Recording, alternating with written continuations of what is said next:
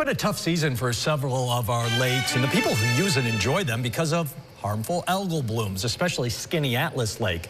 Cornell Cooperative Extension holding a very timely program on this issue Wednesday evening. Joining us to talk about it, CCE water and ecology educator Camille Marcotte. Camille, thanks for being here. Appreciate it. Yeah, thanks so much for having me. The meeting's on Skinny Atlas specifically, so we'll focus on that. But I'm sure much of what we talk about Wednesday could easily overlap with other lakes. Is that fair to say to some degree? Yes. Okay. Absolutely.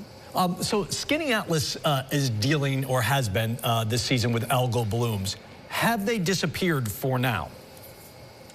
So today, to my knowledge, we have not had any algal blooms, which is great. And hopefully this cooler weather that seems to be coming in will put an end to algal bloom season for this year. I was going to say, but you were definitely kind of a smidge hesitant on it. We're not necessarily out of the woods just because we're not seeing like 90 degrees in, late August or anything. Yeah, it really depends. The weather is so unpredictable. So if we get another warm spell, it could bring some more algal blooms. But hopefully it seems like it's going to get a little bit cooler, and that will kind of calm things down for an end bloom season. I think when you're in the middle of it, no matter kind of what it is, especially kind of weather-related things, almost feels like it's always the most extreme, one way or another. So it felt like, oh my gosh, Skinny Atlas Lake is going through like its worst season of harmful algal blooms. Kind of put it into some perspective for me compared to other years. Yeah, absolutely. So while we have seen more algal blooms this year than over the past few years, thankfully we have not seen anything like 2017, where there was a very large, widespread, all throughout the lake bloom, which was really, really bad.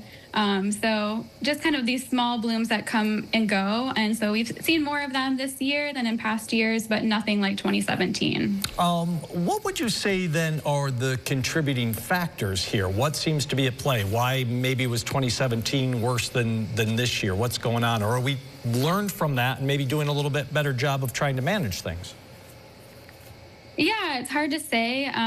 Really, weather is a big contributing factor. So I think part of the reason why we had so many blooms this year observed was just we had a really long period of about a week or so where we had really, really hot, warm weather that caused the lake temperature to rise. It was a very calm day, not a lot of winds, very sunny, no cloud cover like we're used to. And so it can vary just depending on the weather that year.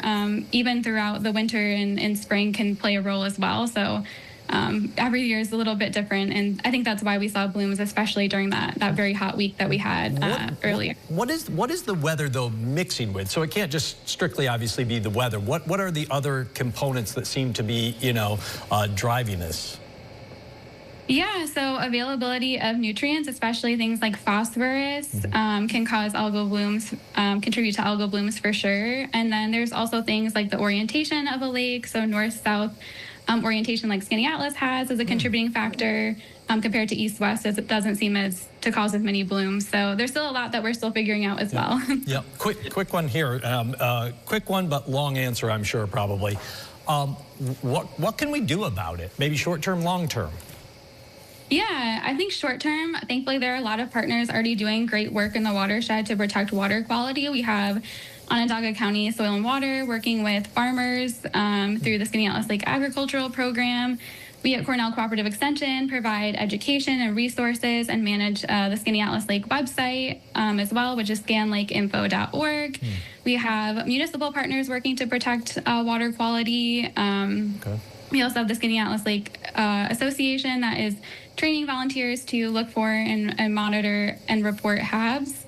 Or harmful algal blooms. And then we also, long-term, I think, should just continue to invest in research to better understand algal blooms, both in a more general sense and also specific to Skinny Atlas Lake. Got time for a last quick one. When, where, Wednesday's meeting? Give me the specifics on that. People want to go. So it'll be held at 7 p.m. at the Lodge in Skinny Atlas Falls. We are almost at capacity, but we're looking into live streaming options. And if we are able to live stream the event, that will be updated on both the Skinny Atlas website, which is scanlakeinfo.org, as well as the Cornell Cooperative Extension Onondaga County website, which is cceonondaga.org. Camille, thanks so much for your time and good luck on Wednesday. Appreciate your time here. Yeah, thanks so much for having me. We have our local